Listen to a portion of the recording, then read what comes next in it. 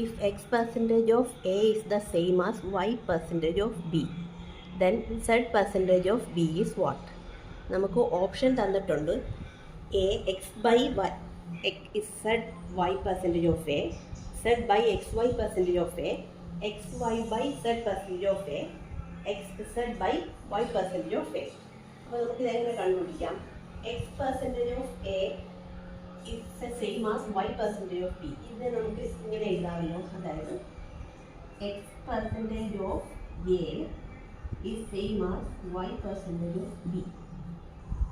Okay, നമുക്ക് ഇവിടെ കണ്ടുപിടിക്കേണ്ട B ആയതുകൊണ്ട് ബിനെ അവിടെ ഇട്ടാൽ ഈ y ഇപ്പുറം വരും. കിട്ടും x by Y percentage of A ആണ് ബി. ഇങ്ങനെ കിട്ടിയല്ലോ. ഇനി നമ്മുടെ ക്വസ്റ്റ്യൻ എന്താ? Z percentage of b. അതായത് അതെങ്ങനെ എഴുതും? Z percentage of B.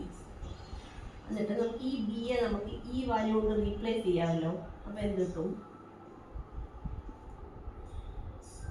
X ഈ ബിക്ക് പകരം z into x by y of a. ഇങ്ങനെ കിട്ടിയല്ലോ. ഇനി നോക്കിയേ, അതായത് എന്താ അതിൻ്റെ അർത്ഥം? X Z by Y percentage of A ആണ് നമ്മൾ ഈ ചോദിച്ചാൽ സെഡ് പെർസെൻറ്റേജ് ഓഫ് ബി എന്ന് പറയുന്നത്. നമുക്ക് എയുടെ ടേമിലല്ലേ നമ്മൾ ഈ ആൻസർ എന്ന് പറയുന്നത്. അതുകൊണ്ട് നമ്മൾ ഇതിനെ എയുടെ ടേമിൽ എത്തിച്ചത്. ഓക്കെ, അതായത് X Z by Y percentage of A.